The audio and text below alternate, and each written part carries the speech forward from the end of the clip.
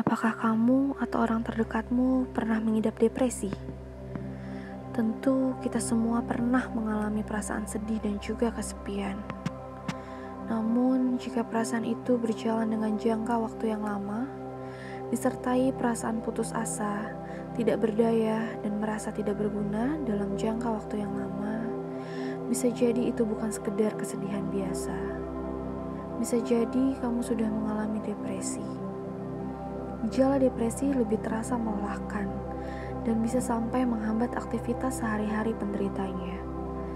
Ada beberapa gejala umum yang disebabkan depresi yang menyerang psikologis seperti selalu merasa kelelahan, merasa sedih terus-menerus, putus asa, kemarahan yang berlebihan, hilang motivasi dan minat, serta sering memikirkan hal untuk bunuh diri.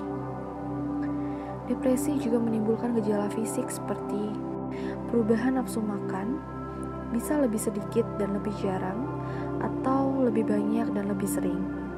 Perubahan berat badan, umumnya menurun drastis, tetapi kadang-kadang juga bisa meningkat. Sembelit, sakit dan nyeri tubuh yang tak bisa dijelaskan.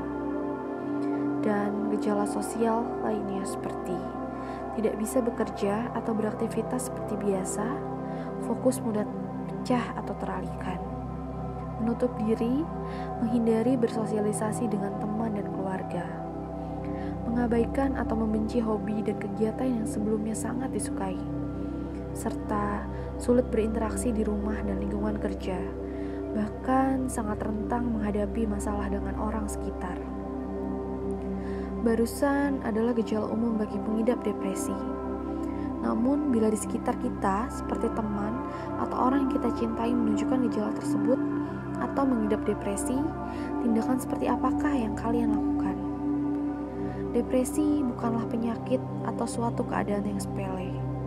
Kita harus berhati-hati dalam merespon orang yang mengidap penyakit tersebut, karena jika salah, kita bukannya membantu, justru malah memperburuk keadaan pengidap depresi tersebut. Ada beberapa hal yang sangat tidak dianjurkan untuk dikatakan kepada pengidap depresi, seperti yang lebih berat, hidupnya dari kamu banyak sekali. Kita harus memahami bahwa kapasitas setiap orang berbeda antara satu dengan yang lainnya. Contohnya, kita tidak bisa mengatakan bahwa orang yang bercerai tidak lebih sedih dari orang yang keluarganya hilang ditelan ombak tsunami. Kamu kurang bersyukur sama hidup. Kenapa? Karena depresi bukan tentang bersyukur saja. Orang-orang dengan depresi klinis memiliki rasa rendah diri yang besar, memiliki perasaan bersalah yang tinggi, dan bahkan memiliki keinginan untuk mati. Terkadang hal-hal tersebut tidak bisa mereka kendalikan. Mungkin kamu kurang dekat sama Tuhan. Jadi, depresi bisa menyerang siapa saja. Terkadang, pernyataan seseorang sedih karena kurang dekat dengan Tuhan malah membuat kami ingin menjauh dari Tuhan. Kami sedang sakit. Kami sudah rajin ibadah semampu kami. Tetapi orang-orang masih judgmental bahwa kami kurang dekat dengan Tuhan. Apa sih yang kamu sedihin? Hidup kamu tuh sempurna. Banyak yang mau di posisi kamu. Depresi bisa menyerang siapa saja, bahkan orang-orang yang kaya raya dengan orang tua lengkap yang penyayang. Depresi klinis adalah penyakit kompleks yang diakibatkan oleh genetika, hormon, jumlah dan jenis bakteri di usus, pengalaman masa kecil, struktur otak, pola pikir, dan banyak hal lainnya. Belum lagi kita hidup di zaman yang serba menuntut kita untuk buru-buru, sehingga otak kita jarang memiliki kesempatan untuk benar-benar istirahat dari segala macam pikiran. Belum lagi hal-hal kecil yang menumpuk di pikiran itu juga bisa menimbulkan depresi. Lalu, apa yang bisa kita lakukan bila teman atau orang terdekat kita mengalami depresi? Yang pertama, dengarkanlah orang tersebut. Tunjukkanlah bahwa kamu memahami perasaan mereka. Berhati-hati saat memberikan opini kepada pengidap depresi. Jangan memberikan judgement, cukup dengarkan dan pahami perasaan mereka. Berilah masukan yang positif. Penderita depresi sering menjudge diri mereka dan cenderung menyalahkan diri mereka sendiri.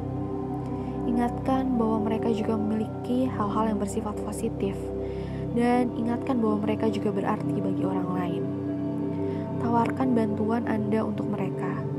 Penderita depresi bisa jadi kesulitan dalam melakukan hal-hal tertentu. Tawarkan bantuanmu untuk melakukan hal-hal tersebut. Ajak untuk melakukan aktivitas bersama. Ajak mereka untuk melakukan aktivitas yang menyenangkan seperti menonton film atau hobi lain yang bisa mereka sukai. Namun perlu diingat, jangan memaksa mereka untuk melakukan sesuatu. Dan yang terakhir, sarankan untuk minta pertolongan profesional seperti psikiater atau psikolog. Itulah gejala depresi dan hal apa saja yang tidak boleh dikatakan dan memberikan respon yang baik kepada orang yang mengalami depresi. Semoga video ini dapat mendorong kita semua untuk membantu sesama agar melewati penyakit ini. Terima kasih.